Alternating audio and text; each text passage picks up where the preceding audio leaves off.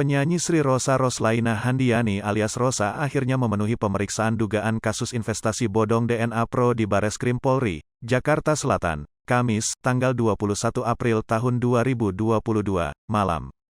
Dalam kesempatan itu, Rosa mengakui pernah mengisi acara investasi bodong DNA Pro.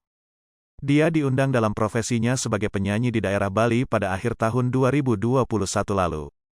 Jadi saya memang menyanyi untuk sebuah acara, waktu itu juga saya nggak tahu seperti biasa kan penyanyi itu cuma tahu tanggal sekian, nyanyi di mana, udah gitu aja, acaranya, di Bali, kata Rosa. Namun begitu, dia mengaku tak mengetahui bahwa DNA Pro ternyata merupakan investasi bodong. Dia mengisi kegiatan tersebut lantaran telah dijadwalkan oleh sang manajer. Saya jarang nanya karena kegiatan saya tiap hari kan, saya jarang nanya, oh ya acaranya apa? Wedding atau apa? Perusahaan apa? Jadi saya kurang paham waktu itu juga, jadi saya diminta untuk menyanyi oleh manajemen saya karena sudah ada kontrak, jadi saya nyanyi. Gitu aja sih, kata Rosa. Pada Senin, tanggal 18 April tahun 2022, kemarin, penyidik Bareskrim Polri sejatinya telah menjadwalkan pemeriksaan terhadap musisi Marcelo Tahito alias Elo dan Roslaina Handiani alias Rosa. Namun, keduanya tidak menghadiri panggilan. Setidaknya ada 5 orang publik figur yang diperiksa terkait kasus DNA Pro hingga akhir pekan ini.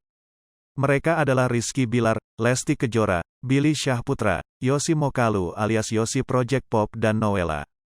Sekadar informasi, Direktorat Tindak Pidana Ekonomi Khusus Bareskrim Polri menangkap 7 orang tersangka dalam kasus robot trading DNA Pro.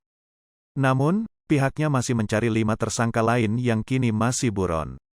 Adapun ke-6 tersangka yang ditangkap adalah JG, FR, RK, SR, AS, RU dan YS. Sementara itu, ke-7 tersangka yang masih buron adalah AB, Z, V, ST, dan DV. Sampai saat ini, Bareskrim Polri mengamankan dana para member, memblokir 27 rekening yang digunakan sebagai sarana menerima transferan dana dari member dan mentransferkan profit, bonus dan komisi kepada member. Atas perbuatannya itu, pasal yang dipersangkakan terhadap para tersangka, pasal 106 Jo, pasal 24 dan atau pasal 105 Jo, pasal 9 Undang-Undang Nomor 7 Tahun 2014 tentang Perdagangan. Selain itu, pasal 3, pasal 5 Jo, pasal 10 Undang-Undang Nomor 8 Tahun 2010 tentang Pemberantasan dan Pencegahan Tindak Pidana Pencucian Uang.